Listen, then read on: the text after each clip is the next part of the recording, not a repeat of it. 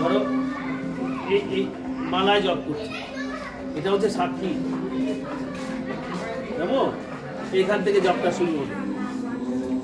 এই একটা একটা করে মালা আসছে, একবার নাম হচ্ছে, আবার আরেকটা মালা আসছে, পুঁতি আসছে, নাম হচ্ছে। এইভাবে ঘুরে ঘুরে ঘুরে ঘুরে ঘুরে আমি হয়তো এখানে চলে এলাম, হ্যাঁ, এরকমভাবে চলে এখানে চলে এলাম, এটা কমপ্লিট হয়ে গেল। এবার মালাটাকে আবার ঘুরিয়ে নিতে হবে, মালাটাকে ঘুরিয়ে আবার ওখানে চলে যেতে হবে। ব্যাপারটা বোঝা গেছে? কমপ্লিট হয়ে গেল, মালাটাকে ঘুরিয়ে আবার ওখানে চলে যেতে হবে, ওইখান থেকে আবার শুরু করতে হবে। এইভাবে আমি 1 মালা হোক, 2 মালা হোক, 10 মালা হোক, মালা করেতেও করেতেও জপ করা যায়, মালাতেও জপ করা যায়। এবার কর মালা যখন কন্ট্রোল হয়ে যাবে তখন এবার আমার অজপা জপ হবে, তখন সমস্ত কর্মেতেই যেন আমি জপ করতে পারি। সেটাই হচ্ছে আসল, যে সব কাজে যেন আমার নাম চলতে থাকে। সেটা সবচেয়ে বড় সুবিধা হচ্ছে যে আমি প্ল্যানে করে নেব যে আমি বাসন মাজাটা আমার একটা উপলক্ষ, বাসন মাজাটা উপলক্ষ, নামটাই হচ্ছে আমার মুখ্য। ঘর মোছাটা উপলক্ষ, নামটাই হচ্ছে আমার মুখ্য। কাপড় কাচাটাই হচ্ছে উপলক্ষ, নামটাই হচ্ছে আমার মুখ্য। তো সব কাজগুলোই হচ্ছে আধ্যাত্ম চেতনায় হচ্ছে, ঈশ্বর চেতনায় হচ্ছে।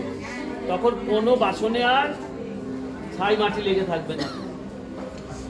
অনেকে বাসন মাজে দেখা যাবে সাবান লেগে রয়েছে, বাসন মাজে দিতে।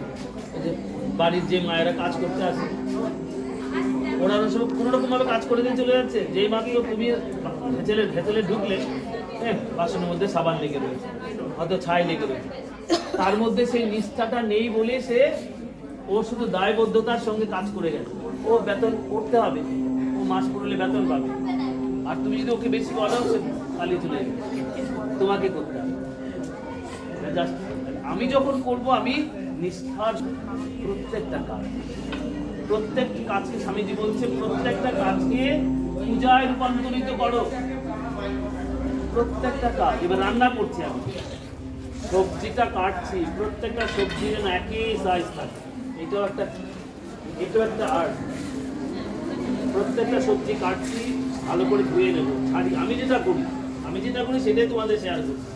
আমি যখন সবজি কাটি, আগে সবজিগুলোকে ভালো ধুয়ে নিই, উপরে যদি বাকল ফেলতে হয় বাকলটা ফেলি, তারপরে ভালো করে আবার ধুয়ে নিই, প্রয়োজন হলে গরম জল দিয়ে ধুয়ে নিই, পিস তারপরে করি।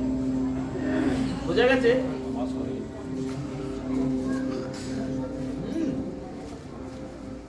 পিসটা আমি পরে করছি। তাহলে কতগুলো কাজ করছি, তার সঙ্গে কি হচ্ছে, মন্ত্র জপ হচ্ছে। ওটাই হলো আসল কথা। আমি সবজি কাটছি, সবজি কাটাটা হচ্ছে তো উপমা, মন্ত্র জপটাই হচ্ছে আসল।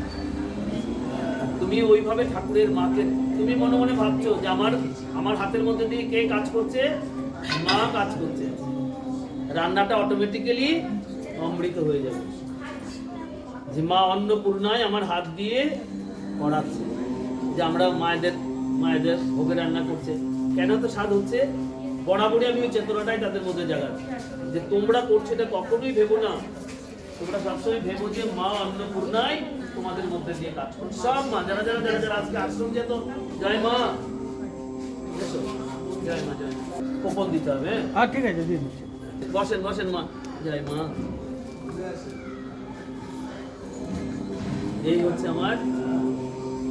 এটা হচ্ছে আমার পারফেক্ট দান। আমার শঙ্কুনি মা বলে একটা মা ছিল, যাকে আমি সেবা করার সুযোগ পেয়েছি।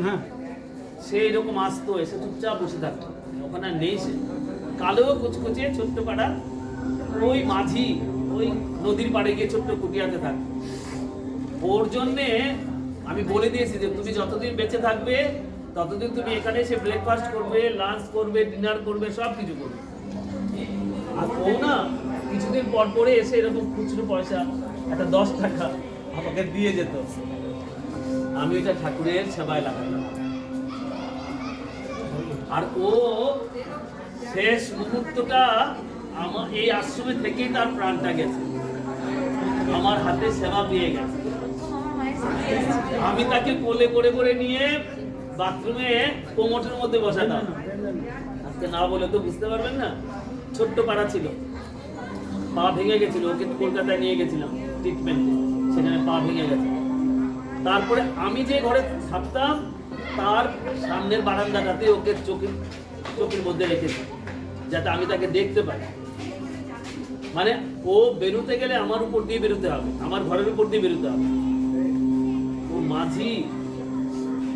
অনেকে বলতে পারে যে নমিতা মার সেবা করেছি, নমিতা মার তো পয়সা ছিল, তার জন্য মহারাজ নমিতা মার সেবা করেছে। শঙ্করী মার কিচ্ছু ছিল না, কিন্তু সে আমার মায়ের প্রতি যে সেবাটুকু সে আমার থেকে সে পেয়ে গেছে। আর ওই যে আমার মধ্যে একটা সুপ্ত ভাবনা ছিল যে আমি তো মাকে সেবা করতে পারি। কারণ আমি যখন সংসার ছেড়ে বেরিয়েছি তখন মা আমার ভালো ছিল, তোমাদের মতো এরকম না। মা খুব কম বয়সে মা বিদায় নিয়েছে। মা তোমাদের মতো সুস্থ এখানেও এসেছে বলে মার কথা। মহারাজ আপনি মার কথা বলছেন, সাধু হয়ে তো মার কথা বলবে, তার কি তো পেয়েছি বলে সাধু হতে পেরে। আজ ওরই কৃপা আরো মায়েদের মধ্যে আমি পাচ্ছি। মায়ের দায়িত্বগুলো অনেক মায়েরাই নিচ্ছে, যারা সত্যি আমার মায়ের মতোই আমার লালন পালন করছে।